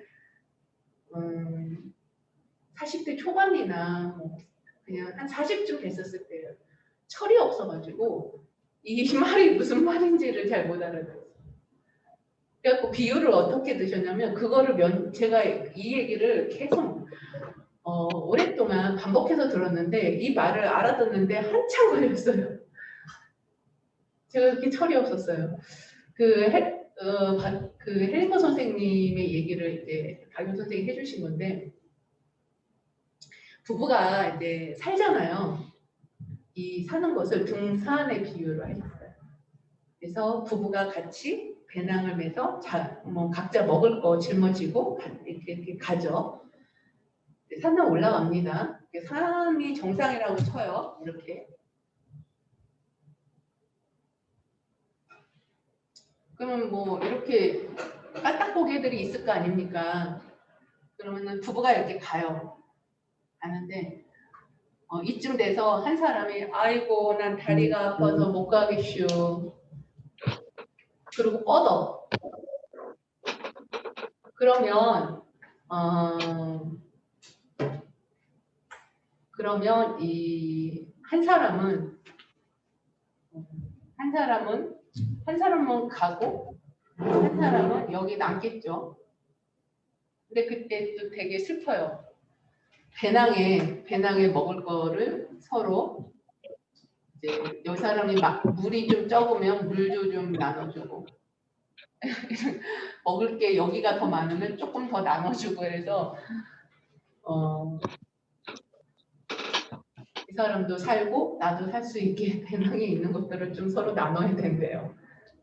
그렇게 해서 한 사람은 올라가고 한 사람은 제자리 쉬었다 가는 거죠. 이렇게 가면 이 사람은 여기서 또 새로운 사람을 만날 수 있다는 거예요. 그러면 또 이 사람하고 같이 올라간다는 거죠. 근데 이 사람이 여기서 쉬었다가 어떤 사람을 또 만나. 그럼 이 사람하고 같이 올라간다는 거죠. 우리가 이제 검은 머리 팥뿌리가 되도록 잘 먹고 잘 살면 너무 좋은데 부부의 의식 성장의 속도가 부부가 같지 않은 경우가 있다는 거예요. 그럴 땐 그럴 때 많이 이혼을 한대요. 자, 여기까지 혹시 궁금한 거 있으세요? 궁금한 거 없으세요? 다 이해가 되세요? 원가족으로 돌아가는 게 이해가 되거든요. 그러니까 그런 사례를 집에서 봐가지고. 그 얘기 좀 해주세요. 네? 아니, 1번? 네. 네. 언니가 계속 이혼해서 다시 원가족으로 돌아오고. 그죠. 원가족으로 돌아오고. 근데 그죠. 그러니까 계속 친정엄마, 아버지 근처에 계속 사는 거예요. 네. 그 사랑이 보여요? 예. 지금 얘기 뭐예요? 친정 언니가 이혼하고 계속 엄마한테로 온대요. 네. 이런 경우 많아요. 부모를 못 떠나는, 자립이 안 되는 그런 경우. 이런 경우는 거의 이제 결혼해서 남녀로 살기는 어렵죠. 근데 중요한 건 뭐냐면 이게 대물림돼요. 부모를 부모 운명에 두지 못하는 게 배물림 된다니까요. 계속 간섭을 하는 거예요. 근데 왜 그런? 왜 그러냐고요? 눈먼 사랑. 눈먼 사랑이라고 저 기억나세요? 네. 저 눈먼 사랑 하고 있는 거예요. 부모하고 상관이 없어요. 저기 생명 질서를 깨는 건 자녀예요. 부모가 아니라. 자녀가 위로 올라가요. 우리가 여러분 자녀 있나요? 네. 애들을 생각하세요. 걔네들이 잘 살길 바라지, 걔네들이 우리 운명안 들어서 콩나라 대추나라 하길 바라시나요? 그걸 바라는 부모는 없어요. 애들이 그냥 다 알아서 잘 살길 바라지, 우리 애들이 내 운명 안으로 들어와서 엄마 이렇게 살아야 돼, 그렇게 살면 안 돼, 이렇게 하길 바라시냐고요. 그런 부모는 없어요. 자식들이 꼭 들어와가지고 콩나라 대추나라 하죠. 어떤 상상이 있는 거예요. 부모는 이렇게 살아야 된다. 상이 있는 거예요. 상상이 있는 거예요. 근데 이 상상이 어디서 와요? 사회 문화적인 요인? 한국 사회에서 공통적으로 갖고 있는 집단 양심들이 있어요. 근데 이게 사회마다 달라요. 문화마다 다르고 시대마다 달라요. 근데 우리 부모가 살았던 시대랑 우리가 사는 시대가 완전히 다르거든요. 저희 부모님은 그렇게 굶주렸더라고요. 저는 굶주린 적이 없어요. 저는 굶주릴 일이 있으면 정부가 가만히 안 놔둬. 굶어 죽을까 봐. 제가 만약 굶주려서 굶어 죽을 판되면 저 뉴스에 나올 거 아닙니까? 그러면은 그 지역 사회복지사 벌써 날아가죠. 그 동네 동장 이런 사람들 다 면책 쌓이고 있지 않겠습니까? 책임 묻지 않겠습니까? 예, 동네에서 굶어 죽었다고 생각을 해보세요. 지금 뉴스에 나오고 그 담당 그 동네 사회복지사 이런 사람들 다 문제 삼죠. 저희 교육생 중에 사회복지사도 좀 계시는데 뉴스에 그런 거 나오면은요 가슴이 철렁한데요. 그 동네 사회복지사가 또 곤욕을 치르고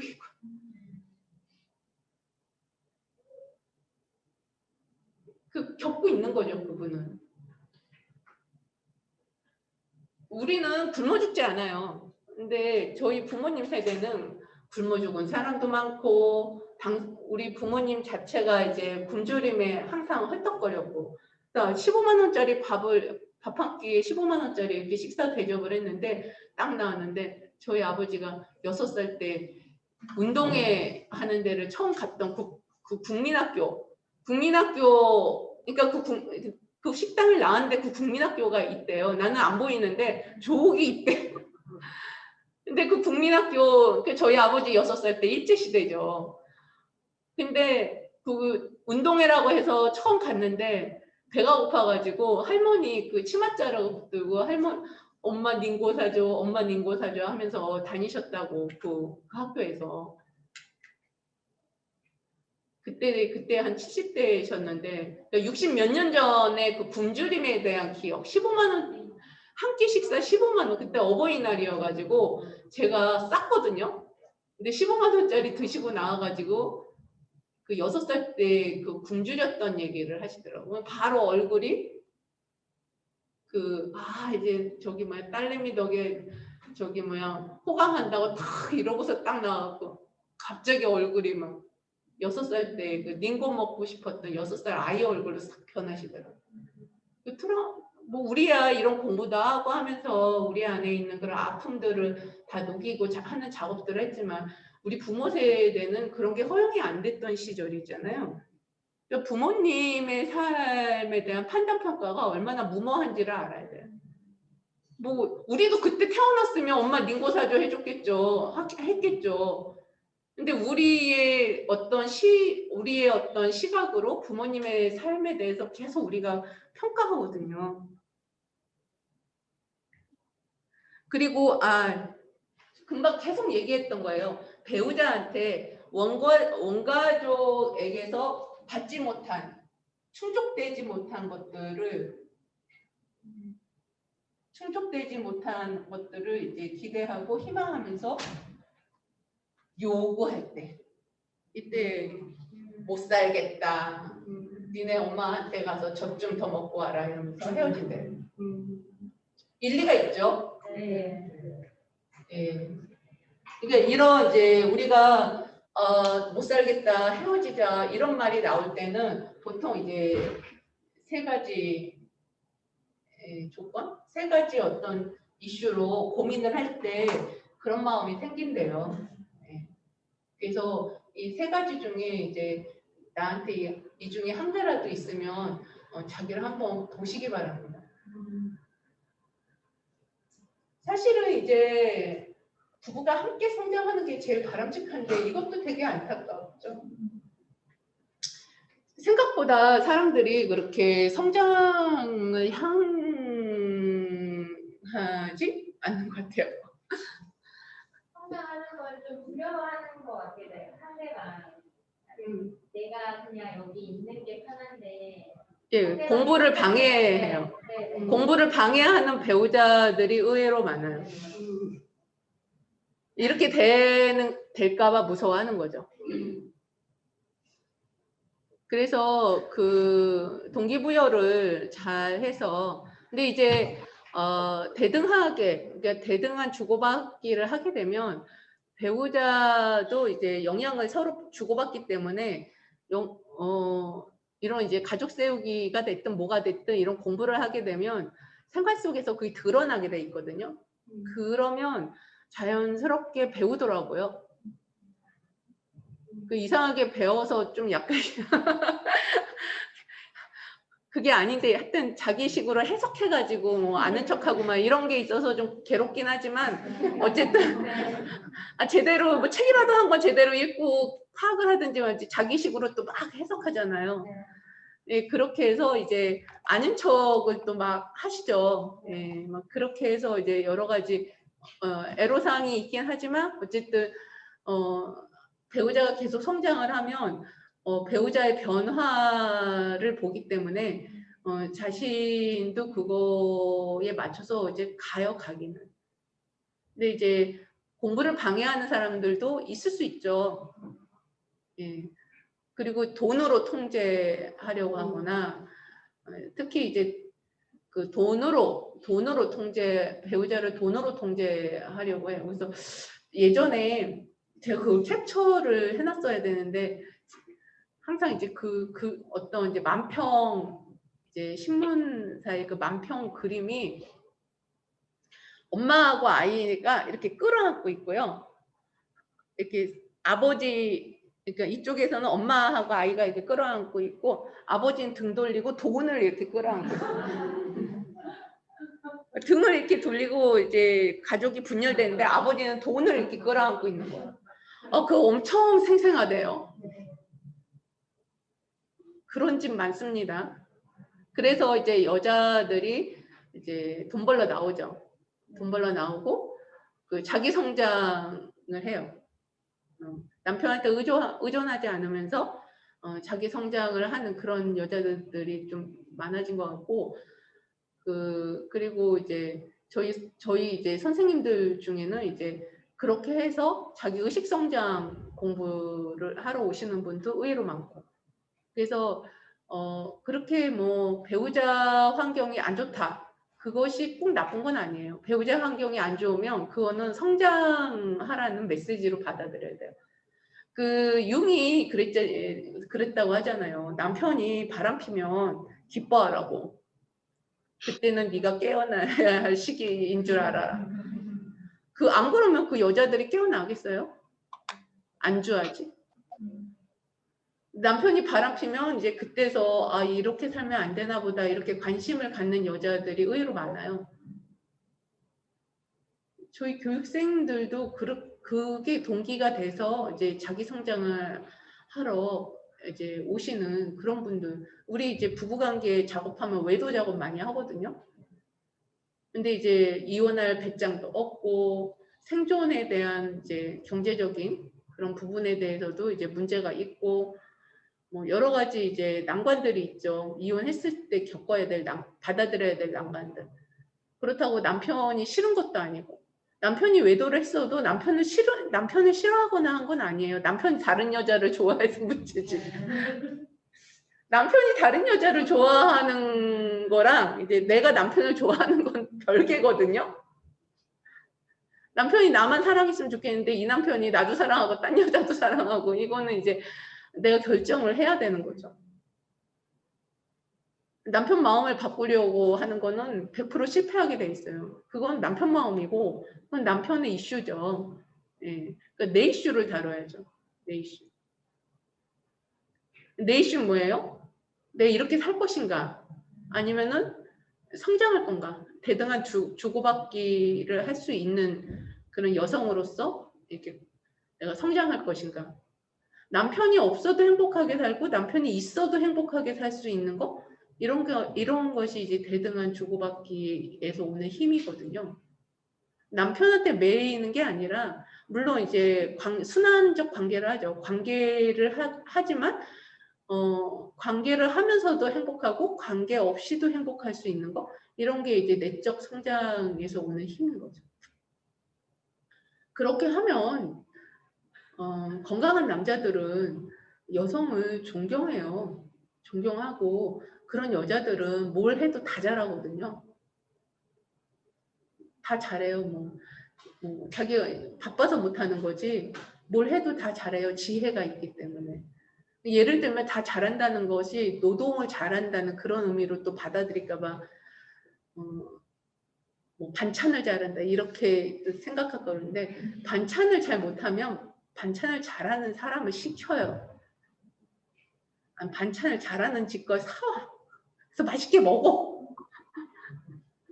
이런 걸 잘한다는 거예요. 온갖 노동을 다 여자가 다 감당해야 된다. 또 이렇게 이해하는 분들이 의외로 많아요.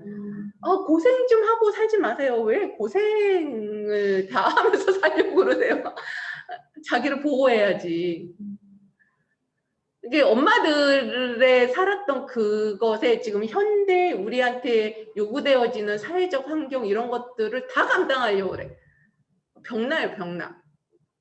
그래서 자기를 돌봐야 돼요. 시간을 너무 이제 노동에다가 우리 한국 여자들은 노동에 노출이 너무 많아. 너무 할 일이 많아. 그래서 일을 나눠야 돼. 돈을 쓰면 돼요. 근데 그 돈이 남편한테 오는 경우가 많잖아요.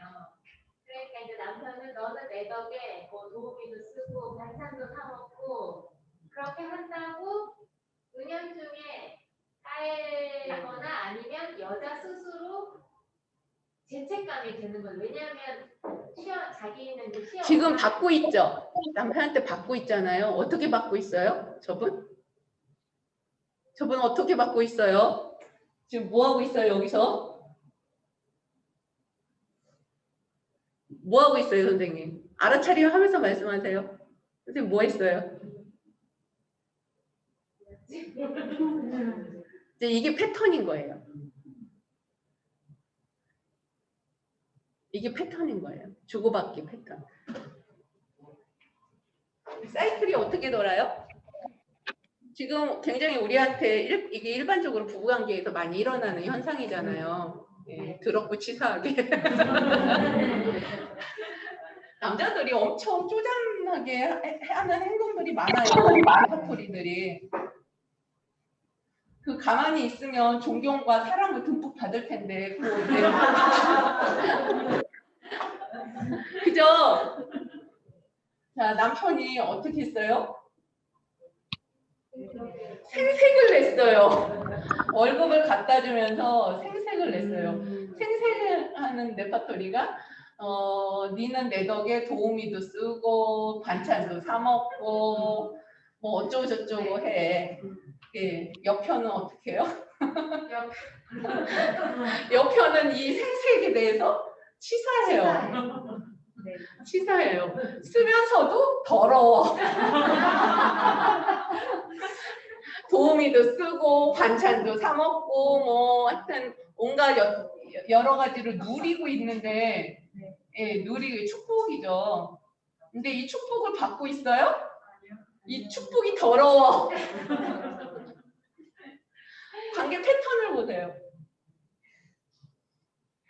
대등하게 주고받긴 주고받아요. 네거티브하게.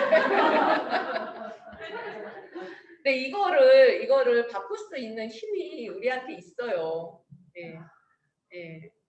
바꿀 수 있는 힘이 있어요. 뭐예요? 선생님 알아차림이 있나요? 아까 했잖아요. 명상, 부부 명상. 이해하고 받아요. 그렇죠. 그렇죠. 자, 남편 한번 상상을 해보세요. 이런 남편이 뭐 흔하지가 않아요. 집에 다 있어요. 예, 여러분 집에 다 있잖아요. 예. 예. 자, 그 생색내고 어쩌고 저쩌고 하는 남편을 상상해 보세요. 자, 그 남편 뒤에 부모님, 그리고 그 남편 뒤에 또 선조. 그래서 생명이 남편한테로 흐르고 그 힘을 받아서 밖에 나가서 그 돈 버는 수고로. 돈 버는 게 얼마나 힘들어요. 예.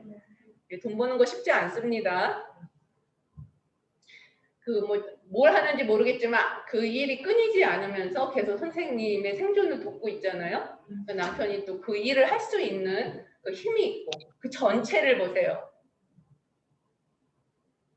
예, 그 전체 이해가 됩니까?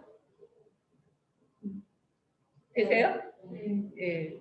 남편이 생생나는 그 얼굴의 근육과 목소리의 톤과 그 제스처와 포즈 이런 것들을 같이 상상해 보세요. 자, 그것에게도 이해. 자, 아직도 선생님 치사하고 더러워요? 아, 그렇지 않아요. 예, 그렇지 않죠. 퀄리티가 바뀌었죠. 퀄리티가 바뀌어요. 우리 내면은 이 상은 계속 변합니다. 고정된 것이 없어요. 이렇게 우리가 다른 관점을 본다는 거는 그 현상을 다르게 볼 수 있는 어떤 조건이 바뀌었다는 거잖아요. 그 조건만 바뀌면 그 인식의 조건만 바꿔놓으면 우리는 바로 달라져요. 이게 우리가 가진 창조성이에요. 우리 안에 있는 무한한 가능성과 창조성은 이렇게 삶에 하나의 방편으로 사용을 하시면 됩니다. 지금 어떠세요? 남편이? 아까 눈 마주치고 할 때는 아 내가 받아도 되겠다 감사하게 라고 생각했는데 또 말하면서 너무 그 생생되는 그 대화가 너무 치사하고 더러운 거예요. 그런 계속 상을 바꾸는 연습하셔야 돼요. 네네. 예, 그 연습하셔야 돼요. 연습 안 하고 안 됩니다. 연습을 하셔야 되고요. 그래서 이제 저희 교육생 중에 어떤 분이 연습을 이렇게 했대요. 남편이 월급 요즘에 다 계좌로 이체가 되잖아요. 근데 그거를 5만 원짜리 다발로 바꿔서 남편이 이제 퍼포먼스를 하는 거예요. 그래갖고 그 남편이 그거를 여기는 이제 재원보고인데 나 이런 거 해보고 싶어. 남편이 그랬다는 거예요. 그래가지고 내 소원이니까 좀 들어줘 이랬대요. 그래서 어떻게 했냐, 뭐 했냐고 물어봤더니 남편이 5만 원짜리 식권으로 월급을 바꿔온대요. 그래갖고 봉투에다 넣어가지고 부인한테 오면 무릎 꿇고 그걸 받는 거를 그 퍼포먼스를 좀 해달라고 남편이 그러더래요. 근데 너무 마음이 아프더래요. 그 말을 하는데요. 얼마나 존경과 사랑과 인정이 이 사람이 필요했으면 이 퍼포먼스를 나한테 요청을 할까. 그런 마음에 자기가 기꺼이 했대요. 그래가지고 저기 뭐야 이거 나 무스도 써도 돼? 막 이렇게 막 그거 딱 받아가지고 이거 다 내 거야? 뭐 이렇게 그렇게 이렇게 무릎 꿇고 받았대요. 이렇게 무릎 꿇고 이렇게 받았대요. 그렇게 받아서 나 이거 다 내 거야? 막 이거 나 무스도 써도 돼? 막 이렇게 얘기했더니 남편이 갑자기 약간 이렇게 하더니 아래턱에 힘을 딱 주지. 오, 그랬대요. 무스도 쓰는 여자가 어딨어요. 살림하는 사람이 애 키우면서. 그래갖고 어쨌든 그 남편이 그 월급을 주면 5만 원권으로 이렇게 해서 자기 통장으로 그걸 다 집어넣는 거예요. 그래서 자기가 저금할 거 저금하고 그렇게 이제 관리를 해서 잘 산다고 하더라고요. 그분이 이제 내외가 워크숍을 같이 처음에 다녔죠. 지금은 이제 안 오는데 그런 거에 대한 어떤 상처나 이제 공부를 하는 사람들이니까 나는 이런 어떤 퍼포먼스 통해서 나한테 충족되지 못한 것들을 좀 채워보고 싶다는 그런 거 얘기할 수 있잖아요, 부부가. 그리고 그거를 그대로 또 받아서 그게 하나의 세라피잖아요. 예, 그래서 대등하게. 그래서 자기 남편이 월급을 다 자기한테 준다는 거예요. 근데 재혼부부 이슈 중에 하나가 생활비를 안 주는, 재혼부부 아니더라도 초혼부부도 생활비 안 주는 남자들 엄청 많거든요. 생활비를 안 줘. 그 생활비 때문에 이혼하는 경우도 굉장히 많아요. 돈이 없어서 안 주는 게 아니라 돈이 있는데도 안 줘요.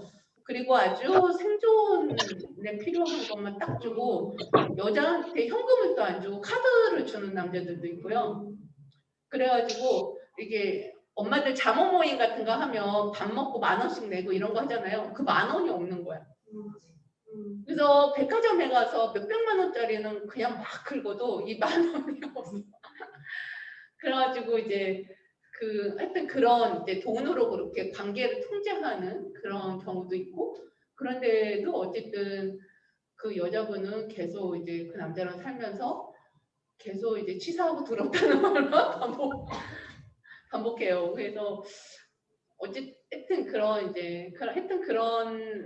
사례들이 좀 많고요.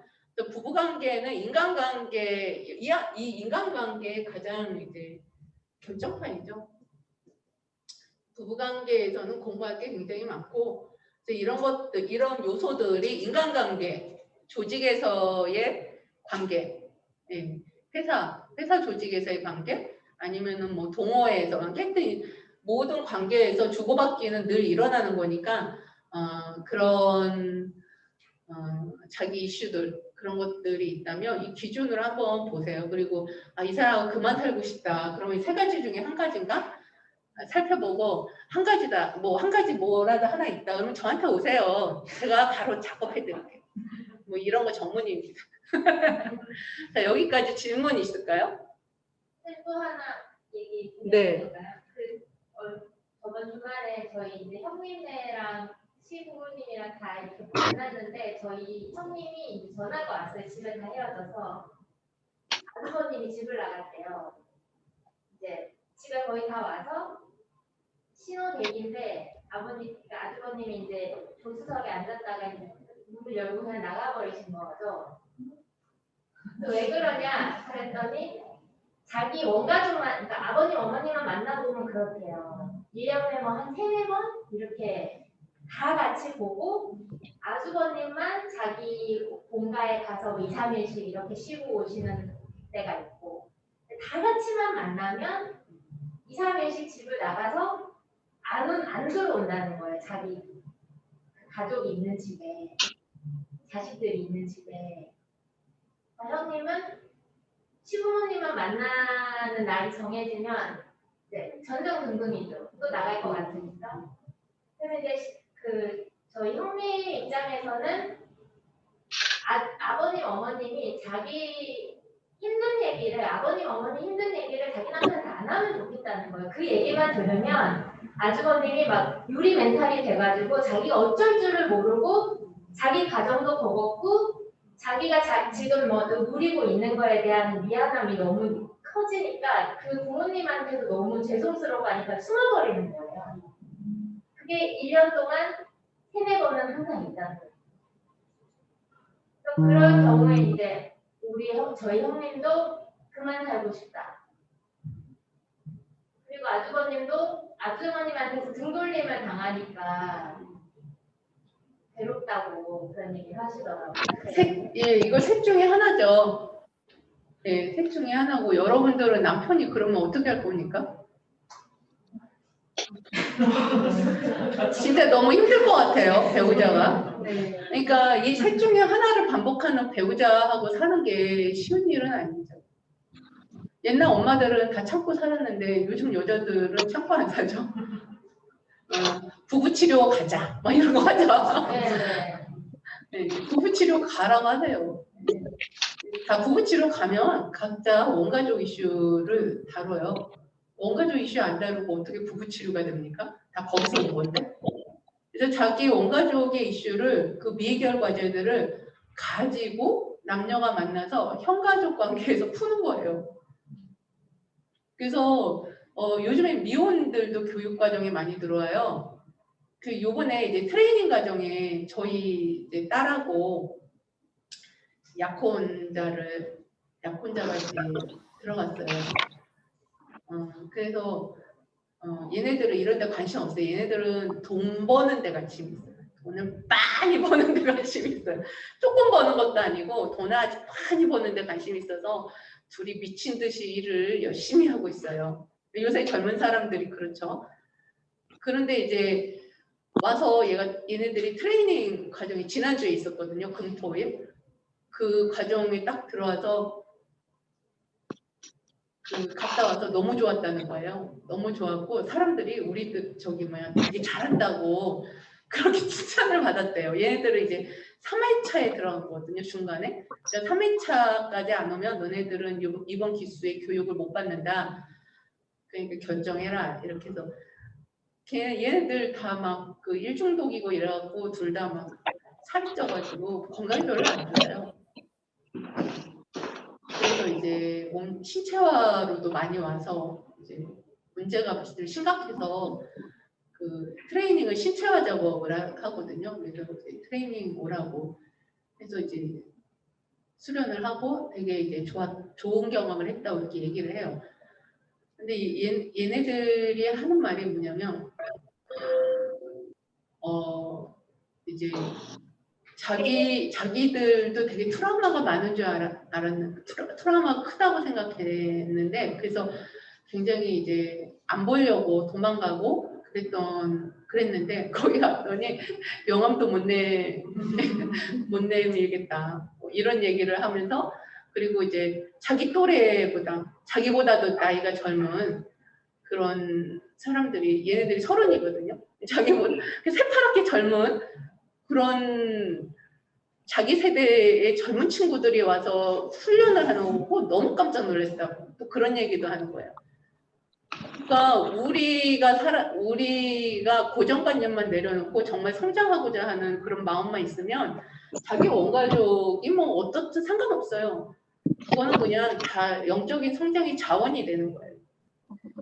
그러니까 우리 애들 같은 경우에는 그 무게가 그렇게 무겁지가 않으니까 그냥 돈 벌려고 몸을 다 망쳐버리잖아요. 근데 그 운명이 무거운 애들은 와서 수련하잖아요.